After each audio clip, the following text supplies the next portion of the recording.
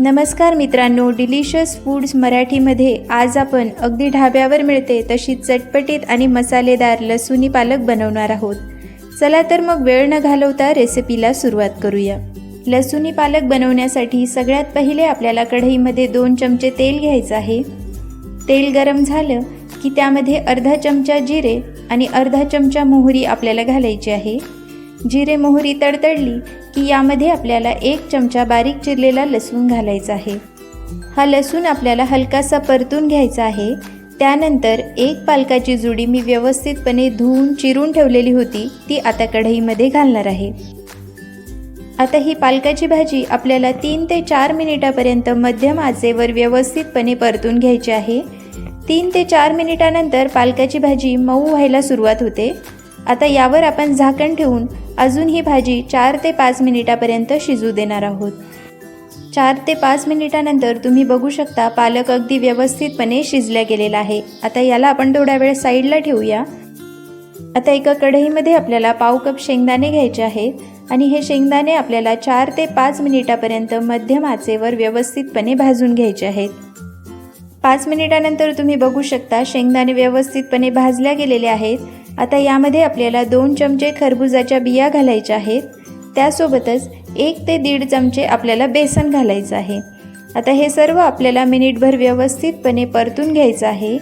1 मिनिटानंतर हे मिश्रण आपल्याला थंड करून घ्यायचं आहे आणि मिक्सरच्या भांड्यात टाकून याची व्यवस्थितपणे एक पेस्ट तयार करून घ्यायची आहे। आता ही पेस्ट आपण थोड्या वेळ साईडला ठेवूयात। आता एका कढईमध्ये आपल्याला 3 चमचे तेल घ्यायचं आहे। तेल गरम झालं की यामध्ये अर्धा चमचा मोहरी आणि अर्धा चमचा जिरे आपल्याला घ्यायचे आहेत। जिरे मोहरी तडतडली की यामध्ये 2 चमचे बारीक चिरलेला लसूण, 1 चमचा किसलेलं आलं आणि 2 बारीक चिरलेले कांदे आपण घालणार आहोत। आता हे कांदे आपल्याला 5 ते 7 मिनिटापर्यंत मध्यम आचेवर अगदी गोल्डन ब्राऊन रंगाचे होईपर्यंत परतून घ्यायचे आहेत। 5 ते 7 मिनिटानंतर तुम्ही बघू शकता कांदे आता गोल्डन ब्राऊन रंगाचे झालेले आहेत।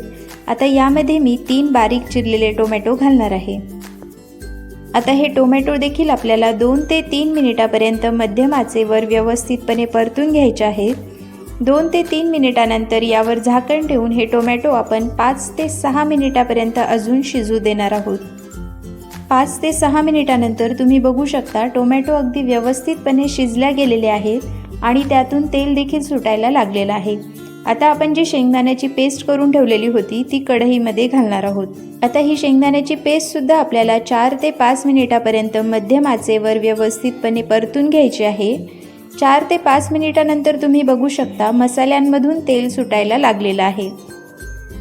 आता या स्टेजला आपण पाव चमचा हिंग, अर्धा चमचा हळद, अर्धा चमचा जिरा पावडर, अर्धा चमचा धने पावडर, 1 चमचा मीठ, 1 चमचा लाल तिखट, त्यासोबतच अर्धा चमचा गरम मसाला आणि अर्धा चमचा आमचूर पावडर घालणार आहोत।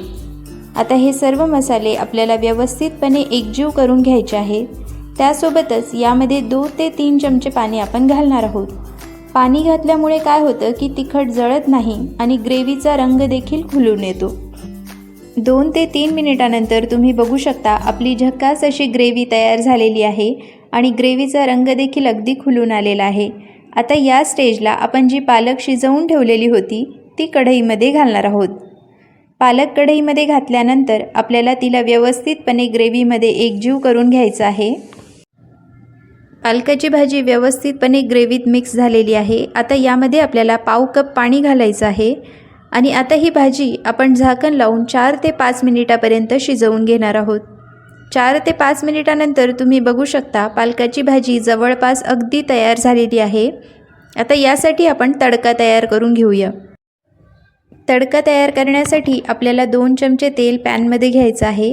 तेल गरम झालं की यामध्ये 4 ते 5 लसणाच्या पाकळ्या, 2 लाल मिरच्या, त्यासोबतच अर्धा चमचा जिरे आणि अर्धा चमचा मोहरी आपण घालणार आहोत। जिरे मोहरी तडतडली की यामध्ये आपल्याला 1 चमचा तीळ घालायचे आहेत।